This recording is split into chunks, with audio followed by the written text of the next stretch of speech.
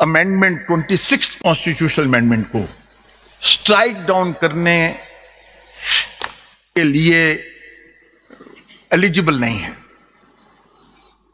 Your Lordship's 8-member bench cannot strike down this amendment because your Lordships are sitting on this amendment.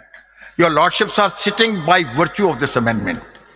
But your Lordships why should your Lordship insist on this disputed amendment? Your Lordship has an undisputed position as judges of this court. We are not insisting. We are not insisting. This is part of the Constitution. Either you say this is not part of the Constitution, then we will move forward. If you say yes, this is part My of Lord, the with Constitution, great respect, what I'm saying is can we insist upon it or not? अब बताएं क्या करें? मेरे ऊपर तो Yazid की बैत लाजिम नहीं है। मेरे ऊपर तो यजीद की बैत लाजिम नहीं है। सब देखिए, हुसैन से भी दोस्ती, यजीद को भी सलाम मैं नहीं करता सर। देखिए, in clear words I am now saying, जब आप शेर व शायरी शुरू करते हैं और इस किस्म की बातें करते हैं, मजहबी बातों को और उसको लाते हैं, मजहबी बात नहीं है sir. then you have no constitutional argument with you. ये कॉन्स्टिट्यूशनल आर्गुमेंट है। पिछले 15 मिनट से आपको यही कहे जा रहे हैं कि हाउ ए कॉन्स्टिट्यूशनल बेंच और ए bench of 24 members can be constituted. मैं इसी पे बात कर रहा हूं। मैंने तो इसी का कोई और मैंने तो बात ही नहीं की अभी तक, तो शायद इस पर नहीं मेरी गुजारिश है, मैंने यही बात की है ना कि जनाबे वाला की जो पोजीशन है एज ए जज of the honourable supreme court आप बात कर रहे हैं ना, वो इस तरह की नहीं है कि वो आप पूरे हर चीज में उसको शामिल कर ले। वो कमर्शियल कोर्ट्स की जो लैकिंग है उस पर वो इशू आता है कि जो उनके आर्बिट्रेशन के इश्यूज होते हैं, रिकवरी के इश्यूज होते हैं, वो जल्दी कमर्शियल डिस्प्यूट जल्दी रिजॉल्व हो।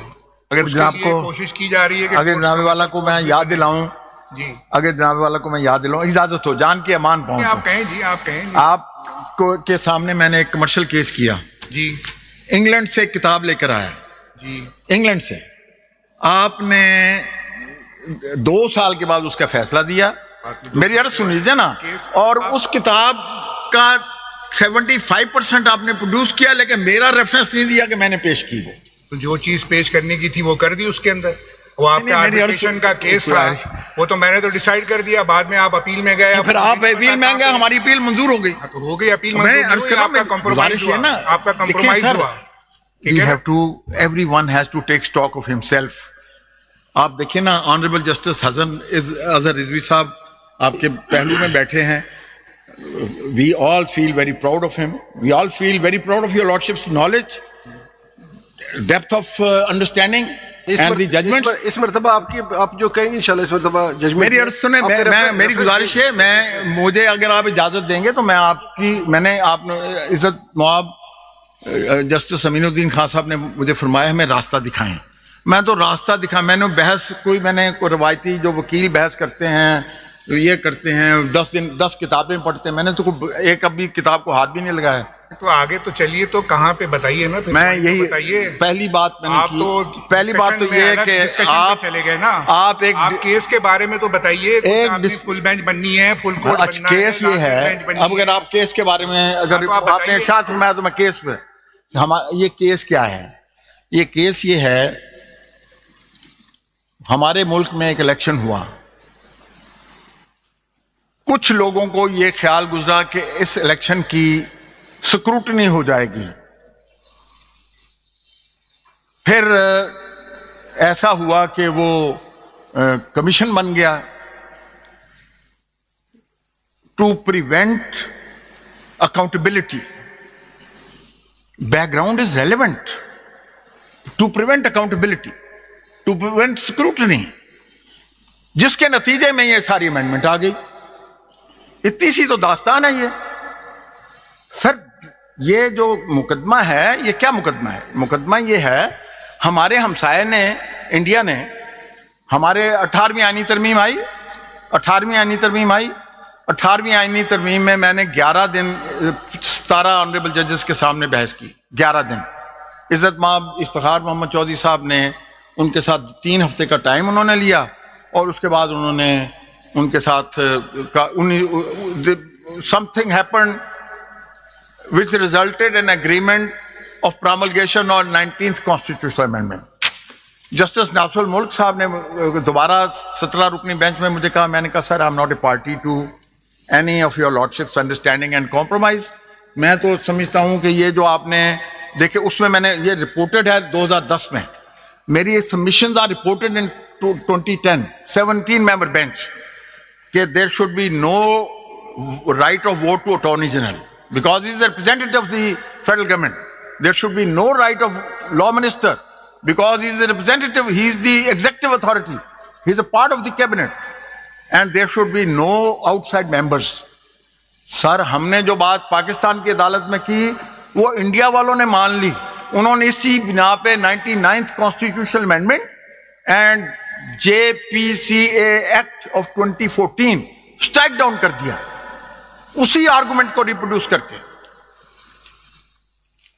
हमने सर हम अभी कहते हैं कि जी वो हिस्सा है कॉन्स्टिट्यूशन का, ये देखे 2000 देखो बेटा, मैं जनाब को your lordship I will read your lord before your lordship with your lordship permission the judgment of the Indian supreme court 3 paragraphs, but before that I read 2 paragraphs from your lordship's own judgment in 2010 reproducing my submissions. And then, my lord, your lordship may see, my submissions are, your lordships are asking me to come on the case, and my lord, across the border they accept those submissions. They strike down constitutional amendment. सब हम उनसे इतने गए गुजरे नहीं हैं। पढ़िए ना कौन सा जजमेंट है। आए सर, ये बेटा दो मुझे 2010 है ना, पहले 2010।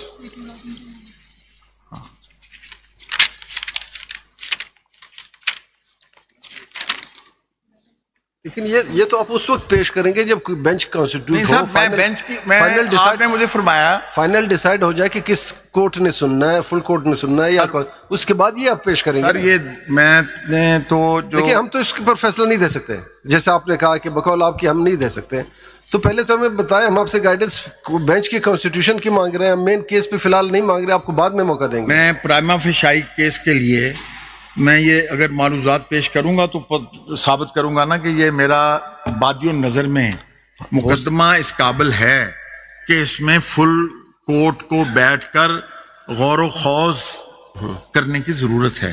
ठीक है, बादियों नजर में तो मैं केस करूँ ना, प्राइमा फेशाई में केस कैसे, अभी इज्जत माफ जस्टिस मोहम्मद अली मजहर साहब कह रहे हैं मैं करूं, तो मुझे आप भी इजाजत दे दें, मैं जनाब की खिदमत में पेश कर। दुनिया जहान की सारी बातें करते जाइए लेकिन कॉन्स्टिट्यूशन ऑफ बेंच के ऊपर एक लफ्ज ना कहिए।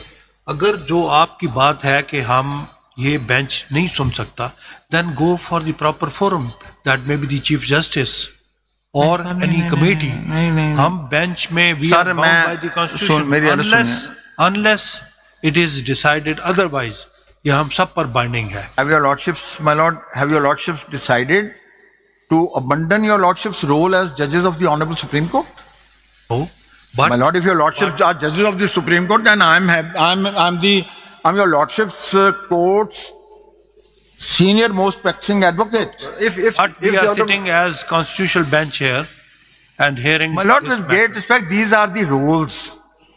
Roles. And then we will wait for the Chief Justice to constitute a full court. नहीं सुन ले, आपके मुताबिक ये कॉन्स्टिट्यूशन बेंच, हम आपकी बात दुरुस्त है कि हमारे 2 रोल है, as a constitution member of the constitution bench as well as member of the supreme court, दोनों रोल है। अब एक रोल हमें ये दिया गया, जो 8 मेंबर बैठे हैं, हमें एक कमेटी ने बेंच बना दिया, we are bound by the decision, हम बैठ गए। अब आप कहते हैं कि ये बेंच नहीं चला सकते, ओके, हमने आपकी बात सपोज मान ली, for the sake of arguments हमने आपकी बात मान ली, हम तो सिंपली उठ जाएंगे, then we will wait for the decision of the honourable chief justice, और या जो कमेटी हो वो फुल कोर्ट जब बनाएंगे हमें कहेंगे आज हम वहां बैठ जाएंगे, ये टोपी उतार के दूसरी टोपी पहन लेंगे, जैसे आप कह रहे हैं कि हम 2 कैप पहने हुए, हम ये कैप उतार के बैठ जाएंगे। लेकिन जब तक वो ऑर्डर नहीं हुआ, वो ऑर्डर कौन करेगा फुल कोर्ट का, ये आप बता दें। We agree with you, चले आगे चले। ये बेंच कौन बनाएगा, फुल कोर्ट कौन बनाएगा? In council there is one thing at the outside